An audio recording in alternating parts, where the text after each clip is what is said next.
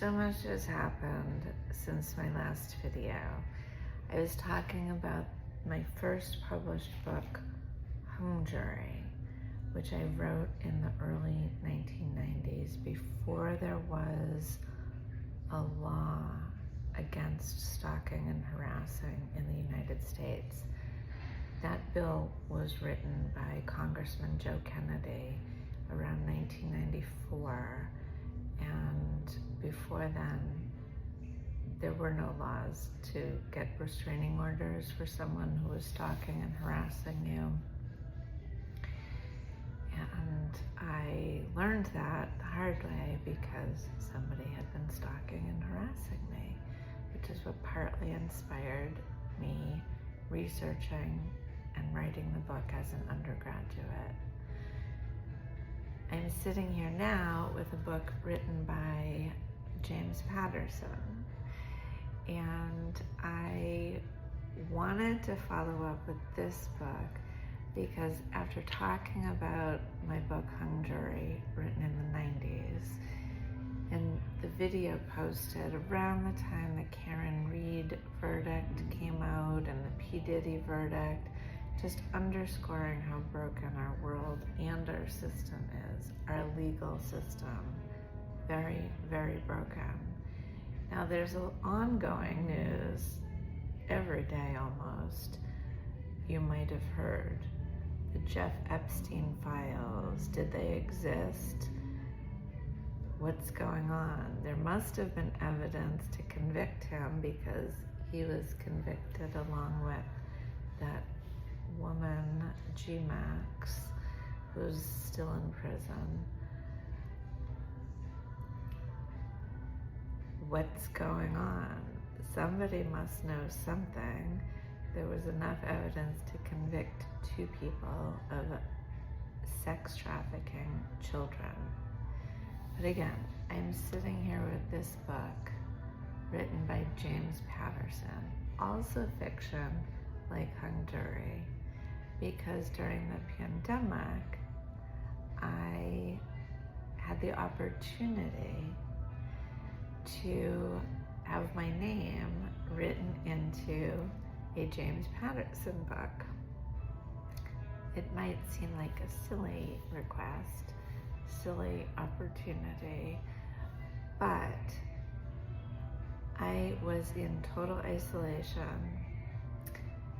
Wasn't sure if any of us were going to live. There was a death toll growing every day, and my dad had just died in January 2018. John Urban, who lived with us for 20 years and was like a second father to me, died in 2019. 2020 was the lockdown. My mom fell and broke her femur for the 3rd time, and I was full-time caregiver. I was very tired of nothing but sad news. Plus, I was still trying to settle Hurricane Irma damages that were extensive, $212,000 because trees fell on my roof. Anyway, I took the opportunity to have my name written in a James Patterson book, partly because one of my dad's favorite authors was James Patterson. Also partly because a dear friend of mine named Terry was going in for hip surgery, and I wanted to give him something cheery to look forward to. He's also very literary.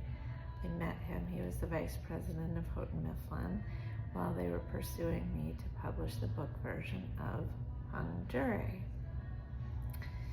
Again, Hung Jury, written in the 1990s.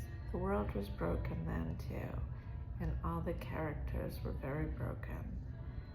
But long before we heard anything about human trafficking, sex trafficking, Jeffrey Epstein, apparently just because we didn't hear about it didn't necessarily mean it wasn't happening. But since I posted that last video, I also got a visitor from Massachusetts who was one of the actors in the film hung jury that I produced in Boston, 1998 and 1999, before Houghton Mifflin began pursuing me to publish the book version. Maybe more on that later. But upon seeing them and being reminded of many things about themselves, about myself, about the whole context of my writing of Hung Jury and the world at the time, I also was reminded one of the reasons I flew back to Boston, where I produced the film version of Hung Jury, was because I had gotten inspired to get the Massachusetts cookie named the Toll House cookie, or I should say vice versa. I wanted the Toll House cookie to become the Massachusetts state cookie, and I did, even though Governor Weld wanted it to be the Fig Newton. I wrote a poem, and I emailed and I flew to Boston and I delivered a batch of cookies to Charlie Baker, who was the Secretary of Administration and Finance at the time. He became governor later, but I argued that Massachusetts needed a cookie to represent the individuals and their individuality. The citizens of Massachusetts are so unique, and Massachusetts is one of only 4 Commonwealth states of the people, by the people, for the people. So they needed a cookie to properly identify with their individuality and could be made by hand, unlike the Fig Newtons, which were all uniform and square and made in a factory. Ultimately, my idea won out.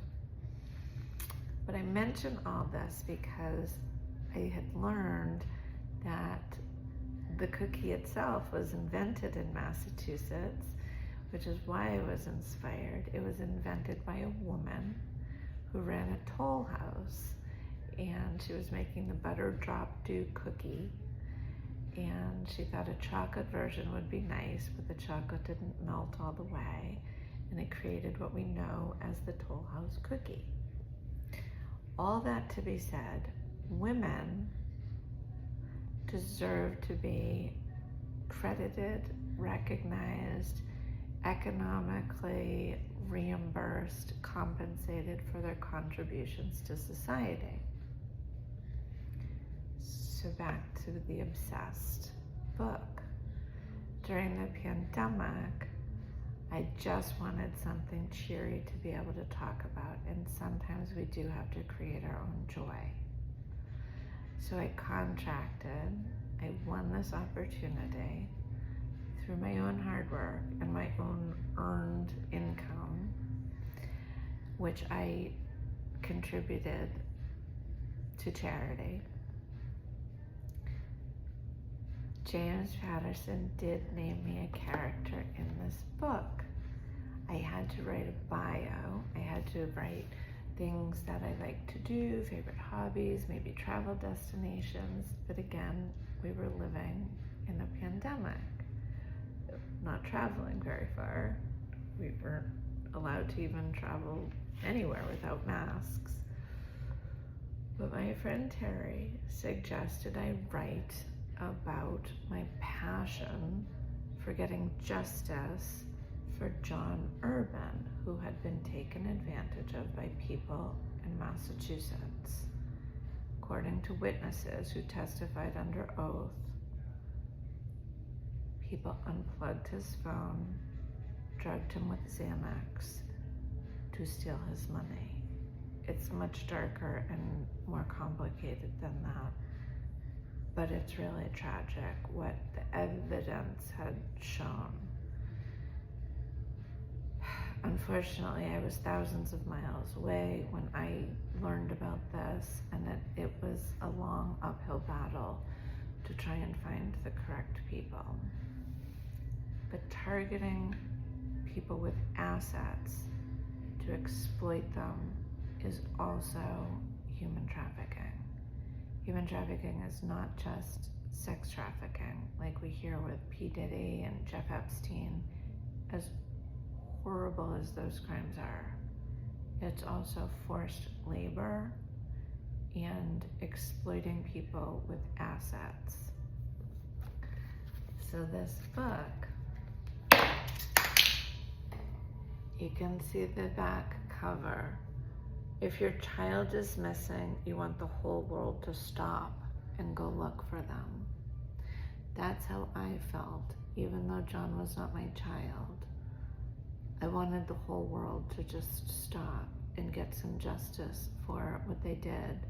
He was a World War II naval officer, and he deserved so much better than what the people in Massachusetts did. People in Massachusetts were an eye doctor and his wife, whose son had just gotten out of 2 prisons, including Cedar Junction, because his son had raped someone who was a drug-addicted prostitute, perhaps. He definitely raped a child, which is why he went to 2 prisons. But he had a child, according to court records, with a drug-addicted prostitute. So the eye doctor and his wife had a grandchild they became legal guardians of. And they didn't want to take care of that child, so they hired a nanny while the son was in prison. The mother of the child was not capable of taking care of her because she was a drug-addicted prostitute, according to court records. The eye doctor and his wife needed money to keep up appearances of their lifestyle, being members of the Cohasset Golf Club, had a home in Hingham, I believe, and a home in Naples, Florida. And rather than give up their golf membership or entertaining whatever they did and do the right thing, they chose to target a World War II naval officer, isolate him in Massachusetts, unplug his phone, and write checks for the doctor, his wife, his daughter, his granddaughter, other accomplices, $15,000 each, plus wired money out of his account into accounts that they put themselves in charge of. It's all very sad. And of course, I didn't know any of this. But my dad did have 2 strokes trying to fly to Massachusetts to rescue John. And this is why I wrote that in my bio. And the genius that James Patterson is, and James O'Born, who co-wrote this book, brilliantly took my very sad story, passion for justice, perhaps obsession. I also wrote about my faith and how much I depended on my faith, especially from isolation. And I encourage everyone to read this book. I don't know that anyone who knows me would necessarily recognize me. I have had one friend, maybe frenemy, try and tell me I'm making up that James Patterson chose my name because of me, tried to imply there are thousands of Michelle Finnegans, which there may be, but only one with a contract and only one submitted a bio, and only one knew a year or 2 in advance that this was going to happen. Again, spoiler alert, I am mentioned in this book, or the character is. It's fiction, and they turned me into a secretary, which is appropriate because I do have a nonprofit that promotes education through art. It's a page turner of a book, but it is also about human trafficking. I encourage you to read it, and let me know in the comments below if you've already read it. Let me know your thoughts about any of this.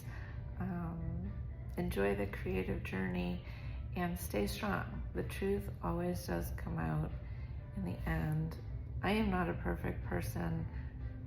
I don't really want to be witch hunting anybody, but it pains me that there are so many people who do horrible, horrible things to ruin lives of women, children, vulnerable people. And I don't know how the police don't stop it. I mean, the security in the P. Diddy cases, these were on camera in hotels. The Jeff Epstein, like, there had to be very high-powered political people, banking people, attorneys, so many people involved. And why are they allowing it?